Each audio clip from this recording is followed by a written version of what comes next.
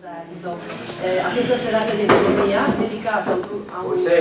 Non si sente? Sono ancora raffreddata, dedicata comunque a questo tema sulla crisi, purtroppo ancora attuale, sulle sue cause e sui suoi effetti. Però noi stasera vorremmo dare anche un messaggio, diciamo, un po' diverso da quello che si sente quotidianamente dai mass media e dai giornali.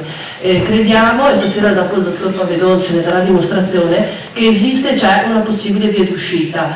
Il dottor Pavedon dopo, con un ragionamento logico, analitico e scientifico, ci ne darà la dimostrazione, che non è solo che non se ne può uscire solo esclusivamente con una politica di austerità, di imposizione di tasse, di impoverimento della ricchezza delle famiglie, ma differentemente da quello che ci dicono i giornali esiste una soluzione. E un caso concreto lo possiamo trovare, anche se nessuno ancora ce l'ha mai detto, nella vicina Ungheria, che da poco ha attuato ha dato applicazione pratica a queste teorie della della moneta moderna dell'economista americano Mosler, con risultati stupefacenti. Non mi dilungo di più perché poi sarà Stefano a presentare il nostro relatore, il movimento, però vorrei 2 parole di presentazione del nostro gruppo che non tutti conoscete, credo. Ecco, noi siamo dei semplici cittadini pitergini, chi è impegnato nella libera professione, chi nel lavoro dipendente pubblico o privato. Qui abbiamo il nostro mago di computer Stefano, poi c'è la Francesca Rossetto, il Maurizio Parro, Loriano Bruniera, Emanuele Marin, Pietro Bellis, Luca Modolo, poi basta. E io, vabbè, Erika Zaia, mi pare di aver detto tutti, però se non mi sono dimenticata di nessuno. Noi ci siamo conosciuti durante il periodo delle ultime elezioni e la Paola Paolini, scusatemi,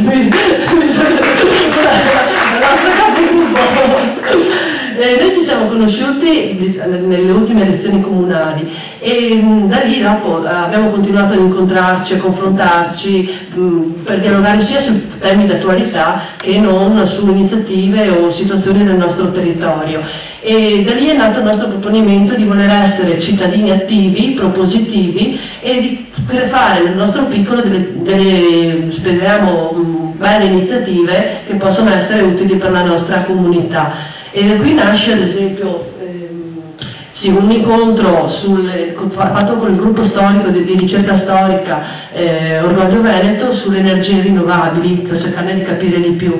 Poi abbiamo fatto degli incontri di tipo informativo, in particolare su quanto riguarda la normativa dei consumatori, per cercare di dare delle informazioni o comunque dei riferimenti alla nostra comunità a chi rivolgersi in caso di particolari problematiche, potevano essere quelle delle bollette, ma tante altre cose che riguardano il consumatore. Poi abbiamo fatto anche degli incontri a carattere sociale, ad esempio la famosa cena al buio, per cercare di sensibilizzare le persone sulla cecità, quindi diciamo aiutando anche l'associazione per la retinite pigmentosa, facendo delle forme di solidarietà per appunto sensibilizzarci sul tema dei non vedenti.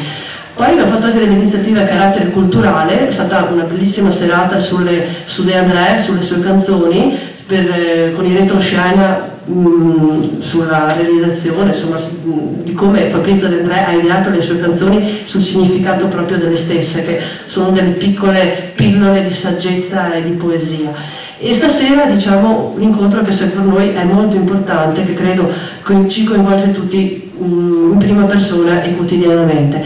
Ma a questo lascio la parola a Stefano che vi presenta il nostro relatore e il suo movimento. Buona serata. Buonasera.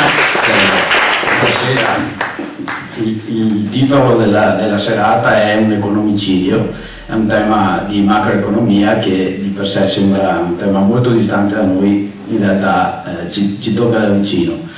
Noi l'abbiamo proposto perché fondamentalmente siamo preoccupati di come stanno andando le cose qui da noi, le aziende chiudono, gente che rimane senza lavoro, chi ha bambini e si preoccupa di un eventuale futuro lo vede veramente grigio, per cui il nostro obiettivo è quello di cercare di informarci e di informare in merito a possibili soluzioni per uscire da questo stato che sembra uno stato di impasse senza via d'uscita alla fine.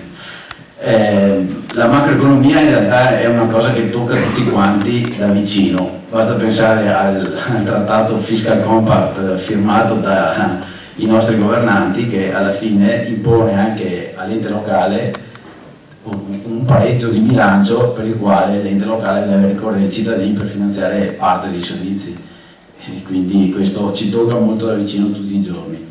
MMT, che sta per Mosler Economics Modern Money Theory, è una teoria monetaria che sembra quella che più azzecca nelle analisi e meglio descrive nelle analisi dell'attuale situazione. Non solo, ma anche dà delle proposte che alla fine sembrano azzeccate altrettanto. Non mi dilungo, passo subito la parola al dottor Cavedon, che è il coordinatore del Veneto per il movimento MMT e che ci illustrerà la proposta.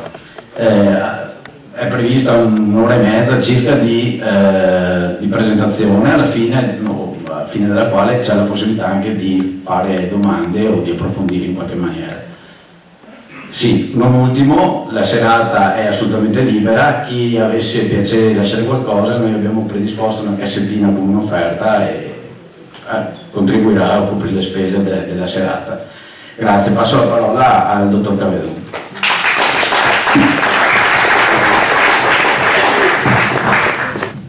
Buonasera a tutti, sono Marco Cavedon, il coordinatore della Regione Veneto del movimento Mosler Economics Modern Money Theory. Che cosa significa questa sigla? Allora, Mosler è il fondatore della Modern Money Theory. La MMT nasce in Italia. Diciamo che alla fine c'è una distinzione da fare. La Modern Money Theory è in ambito internazionale, è una scuola post-keynesiana il cui compito principale è quello di descrivere il funzionamento dei sistemi monetari a valuta sovrana fiat. La Mosler Economics Modern Money Theory nasce in Italia grazie per l'opera della diffusione di un grande giornalista d'inchiesta che si chiama Paolo Barnard e per un gruppo di ragazzi di quali faccio parte anch'io. Ok, allora lo scopo di questa serata è quella proprio di descrivere il messaggio della Modern Money Theory. Scusate, è troppo alto, distanza un po', va bene così. Ok, è quello di descrivere quali sono i principi della nostra scuola economica per tentare di capire insieme le reali cause della crisi economica, le reali soluzioni, il perché delle austerità che ci vengono imposte quotidianamente da questo sistema criminale dell'Eurozona, capire la vera importanza della sovranità monetaria e capire anche in un certo senso cosa si intende proprio per sovranità monetaria, qual è il significato della moneta, cos'è la moneta, sfatare i falsi miti dell'economia neoclassica, che è quella che noi combattiamo e quella che in qualche modo vuole ridurre il ruolo dello Stato a mero attore privato come una qualsiasi azienda, una qualsiasi famiglia. Capiremo perché questa è un'assurdità, questo non può in alcun modo fare il bene di un paese. Capiremo alla fine il perché di tutto questo, quindi faremo un'analisi storica sul perché dei trattati, sul perché della perdita di sovranità, di democrazia degli stati, sul perché gli stati sono stati ridotti a rango di zimbelli, di fantocci nelle mani della grande finanza e delle grandi industrie neomercantili e neoliberiste, nel nostro caso soprattutto franco-tedesche.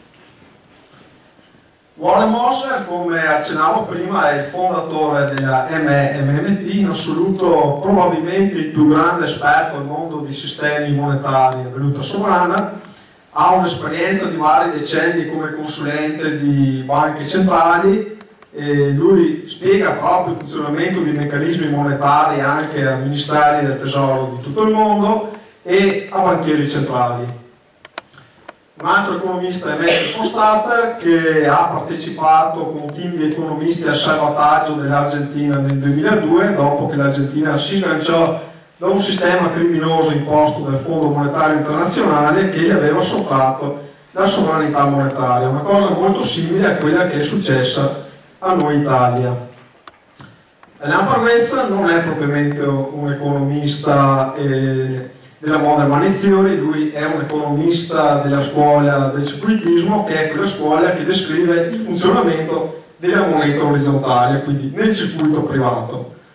Però lui è molto importante in quanto è anche uno storico, oltre che un economista, lui pensate ha oltre 100 anni, ha conosciuto molti degli attori principali della costruzione dei trattati europei e dei trattati dell'Eurozona, e quindi ci fornirà proprio la dimensione storica, politica e il perché di tutto quello che sta accadendo.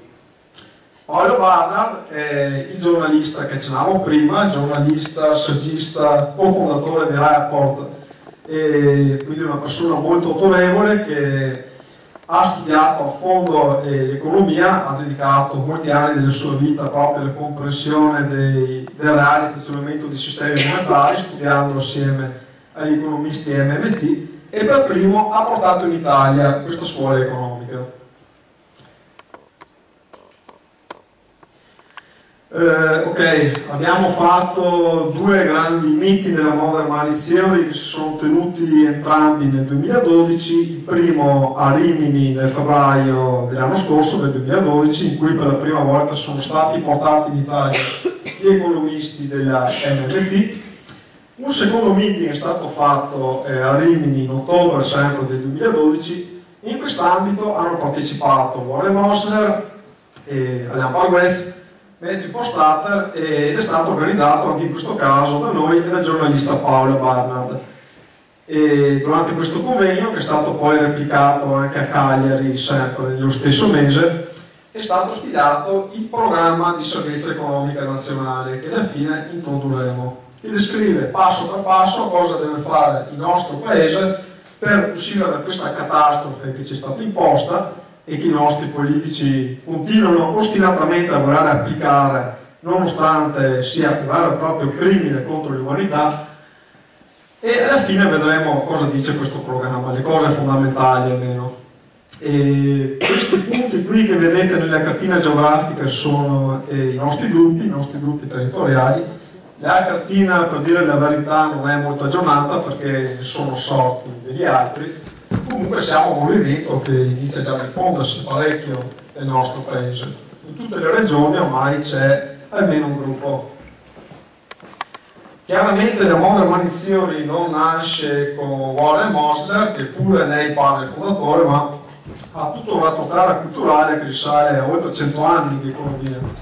E il primo economista che in qualche modo può essere ricondotto alla Modern Money Theory è questo signore qui, che si chiama George Friedrich Knapp, un economista tedesco che è il padre del cartellismo. Che cos'è il cartellismo? È molto semplice, ve lo spiego molto semplicemente. È quella scuola economica che descrive il funzionamento della moneta carta, la moneta fiat sovrana.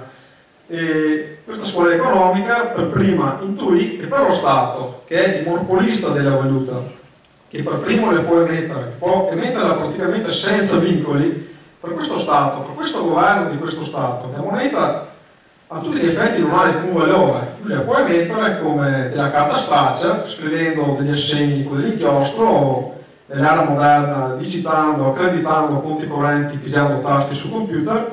La moneta ha valore per noi settore privato, e ha valore nel momento in cui il governo ci impone un debito universale, cioè le tasse. Poi approfondiremo bene tutti questi concetti, non vi preoccupate. John Maynard Keynes è in assoluto uno degli economisti più influenti del XX secolo. Lui per primo criticò il neoliberismo in quanto intuì che il libero mercato, le forze di mercato, se lasciate andare da sole senza controllo, non possono fare il bene della popolazione. Il mercato non si autoregola. In momenti di crisi deve intervenire per forza dello Stato, che con la sua spesa, la sua spesa a deficit, può risollevare l'economia e portarla potenzialmente fino anche al regime della piena occupazione. Solo in quel momento, solo quando l'economia si sarà risollevata, la spesa deficit, l'offerta monetaria dello Stato si doveva abbassare, ridurre, per non incorrere in fenomeni inflattivi. La finanza funzionale è un concetto il cui padre è l'economista Lerner, che, attenzione, questo è un economista che assolutamente non viene dal mondo accademico. È un economista che era una persona comune come tutti noi qui dentro, aveva un piccolo negozio che fu completamente travolto dalla grande crisi del 1929, della fine degli anni 20 del secolo scorso. Lui però non si diede per vinto, volle capire perché l'economia gli aveva portato via la sua vita, la sua attività, quindi si mise a studiare, diventò uno dei più grandi economisti contemporanei, professore alla Cambridge University, ed è il padre delle finanze funzionali, ossia quel concetto economico che afferma che uno Stato, per regolare la sua economia, non si deve affatto basare su parametri completamente astratti, quali la spesa, il deficit, il debito pubblico. No, lo Stato si deve chiedere che livello di occupazione voglio raggiungere, quante industrie, che livello di produzione industriale, di servizi voglio dare al mio paese, quanti beni reali alla fine voglio dare alla mia popolazione. Questo è quello su cui si concentrava a Lerner. E adesso fra un po' vedremo il perché concetti quali il debito pubblico e il deficit pubblico in realtà non sono un vero problema, è una grande menzogna che questi siano dei veri problemi, e perché alla fine l'applicazione di queste politiche di contenimento delle spese a deficit e debito alla fine sono loro la reale causa della crisi economica in cui ci troviamo. E introduciamo questo discorso con un video dell'economista della Modern Money Theory Mike Norman, il quale in un'intervista accennerà questi concetti che fra un po' approfondiremo per bene insieme. Il titolo di questo video è: il debito pubblico è un falso mito. Question to you is, with lawmakers not being able to agree on even, $30 billion in cuts and this continuous problem of spending in debt and deficit spending, how can we avoid a situation like this where the U.S. stature is really affected, the bond rating, for example? Well, look, we have to separate two things here. First of all, there is absolutely no risk whatsoever of the United States not being able to pay its debts, because its debts are denominated in its own currency, the US dollar, of which it is the issuer. So there is no issue of solvency. There cannot be an issue of solvency. The United States is always going to be able to pay its debts. I think a lot of what is going on here is fear-mongering. Look, if you look at Japan, people don't want to hold U.S. debt anymore now? Downgraded several times by the rating agencies. The 10-year yield on the Japanese government bond, the equivalent of our 10-year treasury, is yielding 1.5%. So the interest rate will be unaffected. However, I will say this. A lot of people view this, I think, through sort of a prism of misinformation. Some of that misinformation in that piece you just wrote. What is the misinformation? I mean, they do believe... What's the misinformation you tell me? Misinformation in the sense that a downgrade would lead automatically and necessarily to higher or skyrocketing interest rates. That just isn't true. Why wouldn't the U.S. have to pay more for its debt if people were concerned about the U.S.'s ability to pay it back? What if the U.S. was threatened as the reserve currency, the U.S. dollar? Because, as you said, as they said in that package, the U.S. has no inability to pay it back because it issues dollars. It can print the dollar to make the payment on the debt. I mean, there's no way that it's not going to be able to make that payment on the debt. What if the U.S. dollar wasn't the reserve currency anymore? A lot of people talk about that. Even different countries negotiate trades in their own currencies to circumvent the dollar. More and more people are talking about a scenario in which the U.S. dollar wouldn't be the reserve currency anymore.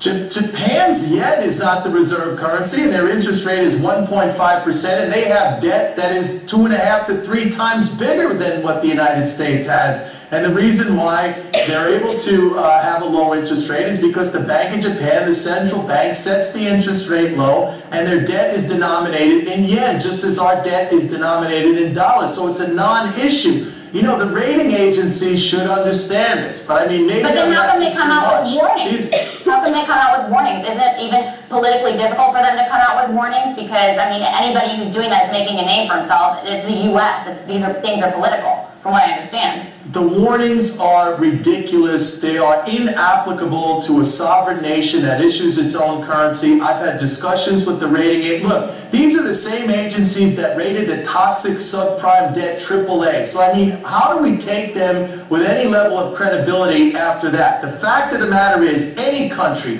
whether it's the United States, whether it's Japan, whether it's any country that issues its own currency, never has an issue of solvency if its debt is denominated in its own currency. It can always make that payment. So then what are we worrying about with the U.S. debt? What are we worrying about then? Why can't we just spend into the 14, 15, 16 trillion dollars and continue on this path? What's the problem? What's the big debate about then? Well, there's no problem. The debate is that people have a misunderstanding of this. They view the reality in a way which is mired in misconception and myth. And this is pervasive from the common person on the street all the way up to the highest levels of policy, including our own president, who goes out there publicly and says we are out of money. That is an impossibility. The United States of America issues the US dollar. It could spend in any amount that it wants to. The only real issue here, the only thing that we have to consider is whether or not that spending at some point leads to an inflation. And the only way that's going to happen is when the government spends beyond the capacity of the economy to produce. In other words, when every single person in this country who is able to work is working, and when all of our resources are used up and you spend beyond that, that's when you have a sustainable inflation. That's the real issue we should be talking about. That's the question we should be asking ourselves. And frankly, with a 9% unemployment rate and millions of people out of work and industrial capacity far below what our potential is and millions of unsold homes and all this other excess capacity that we have,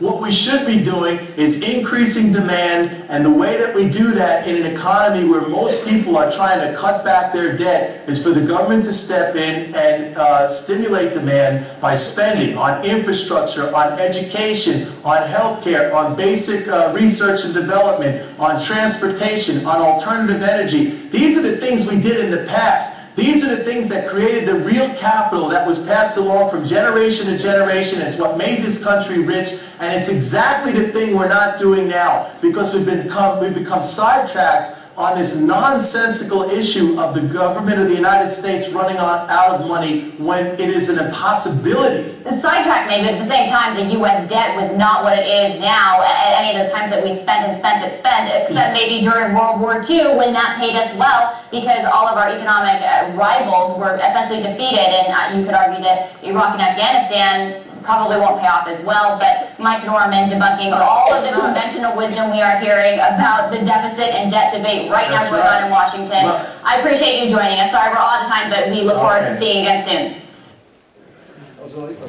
Sì, allora abbiamo visto due atteggiamenti molto diversi in questo video. Una persona che è l'economista Michael Norman, che, come dice la giornalista, ha tentato in qualche modo di smontare tutta la saggezza, la cosiddetta saggezza dell'economia che va per la maggiore, dell'economia mainstream. E la giornalista che gli ha dato contro, molto maleducatamente non l'ha lasciato parlare, l'ha anche interrotto, e alla fine, come avete visto tutti, e questo è alla fine l'atteggiamento che constatiamo che esiste dappertutto, in tutti i media, in tutti gli ambienti che contano, quindi i media, i giornali, le scuole. Le scuole assolutamente lì non ne parliamo, perché c'è stata una vera e propria colonizzazione del pensiero neoclassico e neoliberista. E comunque abbiamo sentito Michael Norman che ci ha introdotto questi importanti concetti, ossia che uno Stato moneta sovrana, come avete avuto modo di vedere dal video, non ha problemi di fallire, può sempre pagare i titoli, i debiti che si autoimpone di pagare, e alla fine questo è proprio il concetto fondamentale che deve entrarci in testa: la spesa dello Stato come motore dell'economia, come l'unica cosa che materialmente può farci uscire da un periodo di crisi. Il perché di tutto questo lo vedremo fra un po', parlando di un altro importante economista che può essere ricondotto nella Modern Money Theory, che si chiama Wayne Godley, o i suoi bilanci settoriali, saldi settoriali. Wayne Godley, quindi lui è il padre dei saldi settoriali, che adesso vedremo insieme di cosa si tratta in dettaglio e che ci saranno utili per capire alla fine le cose che ho accennato e cosa in verità ha voluto dirci, ha tentato di dirci l'economista Mike Norman nel video che abbiamo appena visto. Prima però c'è da fare una distinzione fondamentale tra due cose che in economia è fondamentale distinguere. Innanzitutto cos'è un bene reale? Cos'è un bene reale per tutti noi? Proviamo un attimo a pensare, a ragionare insieme su cos'è veramente un bene in economia. Un concetto che, come dice Warren Moser, viene spiegato addirittura nei primi anni delle facoltà di economia. I beni reali alla fine sono tutte quelle cose che hanno un valore intrinseco, senza le quali noi materialmente non potremmo vivere, perché ad esempio senza l'acqua, senza il cibo, senza un tetto sotto il quale stare, senza il riscaldamento, noi non potremmo vivere, o comunque avremo una qualità di vita molto inferiore a quella di cui oggi tutti noi qui dentro godiamo, non si sa ancora per quanto comunque. I beni finanziari sono invece una cosa completamente diversa se ci pensiamo. Quindi i soldi, il denaro in sé, proviamo a pensare, cos'è veramente il denaro? Il denaro, se ci pensiamo bene, alla fine non ha un valore intrinseco. Noi con un pezzo di carta che è la moneta, tra l'altro adesso il 90% delle monete è anche elettronica, quindi con un pezzo di carta o con un bit o con un impulso elettronico noi non potremmo fare nulla. Dal punto di vista intrinseco i beni finanziari non hanno alcun valore. Sono semplicemente un codice che ci consente di accedere ai beni reali alla fine. Quindi provate, per fare un esempio, a pensare a un telecomando. Il telecomando è alla fine un codice che ci permette di cambiare canali sulla televisione, però di per sé un telecomando non ha alcun valore intrinseco. Se io ho in mano un telecomando, ma non ho in mano la televisione, alla fine non ho alcun bene reale. Ho in mano fisicamente un pezzo di plastica che non mi soddisfa, non mi dà alcuna gioia, alcun soddisfacimento. Ripartiamo quindi dai saldi settoriali dell'economista Wayne Godley e vediamo insieme cosa si intende esattamente per questi saldi settoriali. È corretto dire che in economia, concretamente è così, alla fine ci sono solo tre settori, se ci pensiamo bene. Innanzitutto c'è il settore governativo. Per settore governativo noi intendiamo tutte le amministrazioni pubbliche, il governo, nel nostro caso intendiamo soprattutto il Ministero del Tesoro e Banca Centrale. Il settore non governativo invece siamo tutti noi qui dentro, cittadini, aziende, banche commerciali, perché anche quelle fanno parte del settore non governativo, e il settore estero, che è il terzo settore di Wayne Godley, è praticamente tutto ciò che sta all'esterno di uno Stato. Quindi noi qui dentro siamo uno Stato, io sono il governo, voi siete il non governo. Tutto ciò che sta al di fuori di questa stanza sono gli altri Stati, sono il settore estero. E proviamo un attimo a pensare bene, iniziamo ad osservare come funzionano per bene queste cose. Iniziamo ad analizzare cosa c'è all'interno del settore non governativo. Come accennavo, all'interno del settore governativo ci sono tutta una serie di attori economici che in qualche modo interagiscono tra loro. Ci saranno delle imprese che venderanno un prodotto, un servizio, ci sarà chi acquista questo prodotto, che siamo noi cittadini, e ci saranno le banche che concedono crediti che permettono alle aziende di aprire un'attività, di mantenerla, perché senza il credito delle banche e la dinamica capitalistica moderna non potrebbe sussistere. E questo è il settore non governativo. E proviamo a chiederci tutti una cosa adesso. Rimaniamo all'interno di questo settore non governativo, lo immaginiamo come un insieme, per il momento un insieme separato, un insieme a sé. Quindi abbiamo il non governo che è composto da tutti gli attori economici che abbiamo appena visto nella slide precedente. Ma proviamo adesso a chiederci una cosa. Se io qui dentro, nel nostro settore, non abbiamo una grande quantità di ricchezza, quindi abbiamo dei redditi bassi, scusate, c'è qualche problema? Ok, allora, ragioniamo su, scusate, non ho la voce particolarmente alta questa sera, spero che mi sentiate. Ragioniamo bene cosa succede all'interno del settore non governativo. Quindi, se vogliamo matematicamente innalzare la nostra ricchezza finanziaria all'interno di tutti noi qui dentro, cittadini e aziende, chi è che materialmente può al netto compiere questa operazione? Quindi alzare il PIL interno di un paese, alzare quindi sia i nostri redditi sia i nostri risparmi. Chi è che materialmente può qui dentro compiere questa operazione di innalzare la nostra ricchezza al netto, cioè innalzarla complessivamente, se ci pensiamo bene? Si accettano risposte, se qualcuno vuole provare a rispondere.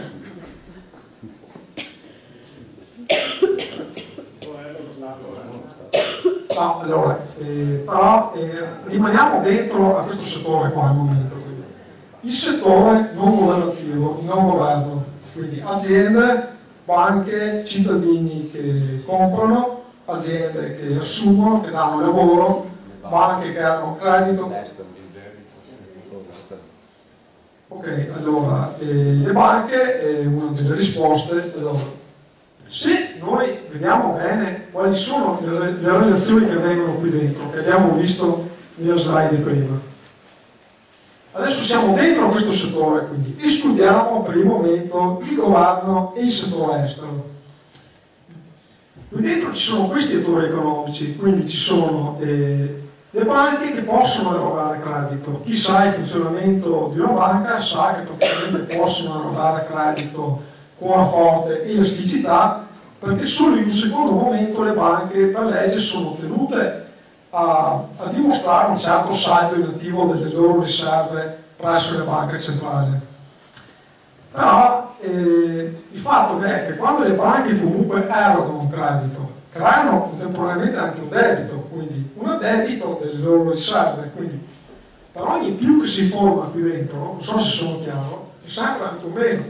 Per ogni collonina che si alza c'è sempre una collonina che si abbassa qui dentro, quindi i cittadini comprano un servizio da un'azienda, però i soldi non ce li hanno più, ce li ha l'azienda.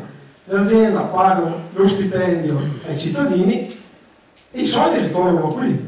L'azienda ripaga il debito alla banca, il più che aveva prima viene bilanciato da un meno di uguali entità, anche maggiore perché ci sono gli interessi. Ma quello che succede qui dentro alla fine, che voglio farvi capire, è che denaro alla fine non fa altro che fare un circolo in tondo, un fatto che circolare in tondo all'interno degli attori economici che sono qui dentro e spostarsi, un fatto che spostarsi di mano in mano.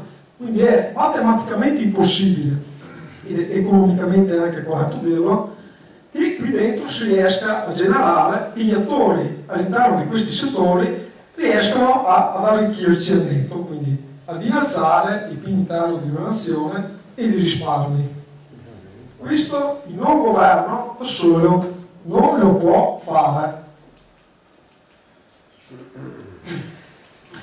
Deve necessariamente esserci un altro attore esterno al governo, che in questo caso è esterno al non governo, che in questo caso è il governo, che materialmente può arricchire tutti noi al netto. E scusi, le domande, la sezione delle domande la teniamo alla fine. Sì, grazie.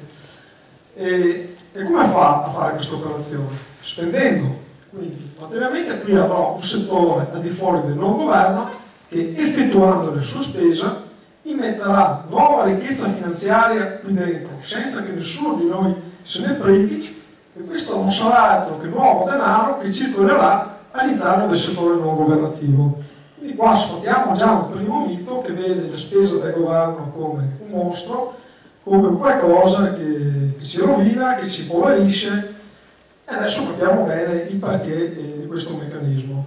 Sfortunatamente il governo fa anche un'altra cosa molto meno simpatica di quella di aggiungere risorse qui dentro, e cioè il governo contemporaneamente drena anche risorse dal settore non governativo, in questo caso con le tasse. Quindi avrà una spesa, avrà delle uscite, in questo caso 100, e avrà delle entrate che sono date dalle tasse, in questo caso più 80.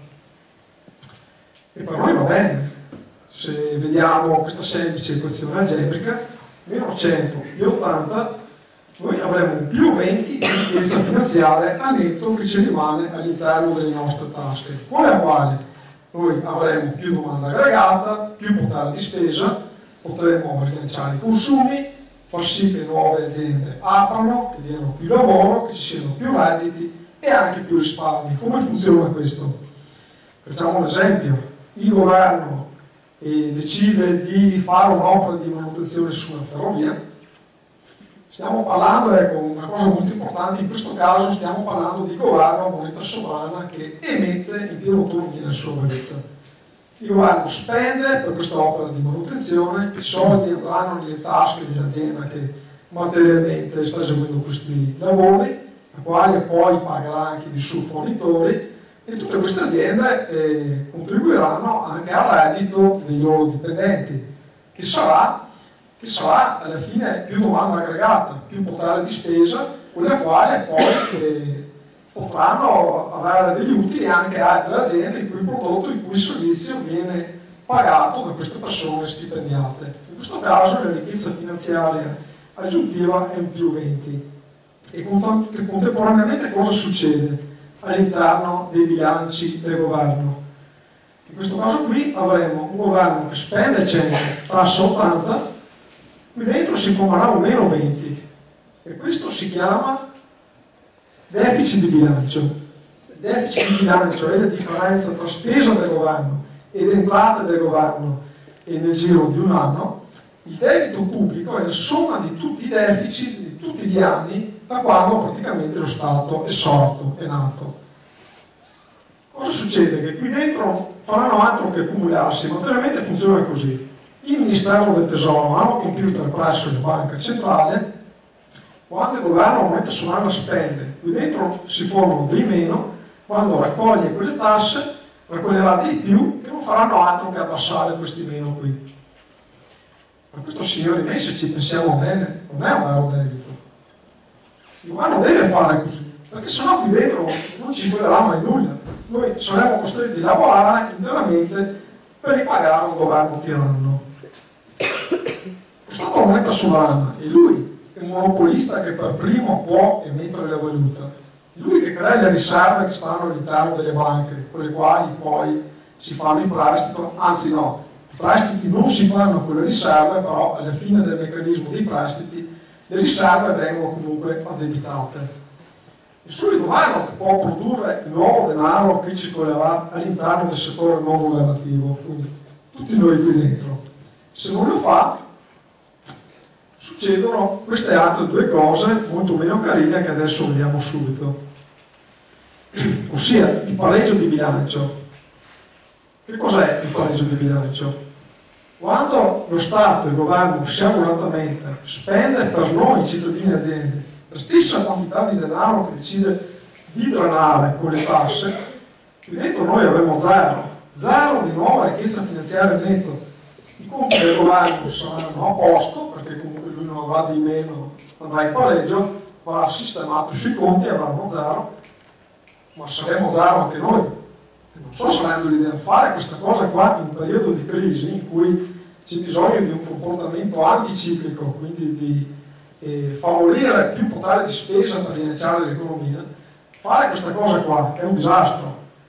Questa cosa qua significa stagnazione economica, a lungo andare significa anche riduzione di risparmi, perché non potremo più risparmiare, e questa cosa qua che si chiama pareggio di bilancio noi l'abbiamo messa in Costituzione. Oggi tutti i media, tutta l'economia mainstream, i telegiornali, i talk show, ci descrivono questa cosa qua come la virtù di uno Stato. Quindi proviamo solo bene a pensare quale idiozia sia veramente affermare che questa cosa qua possa fare il bene di uno Stato.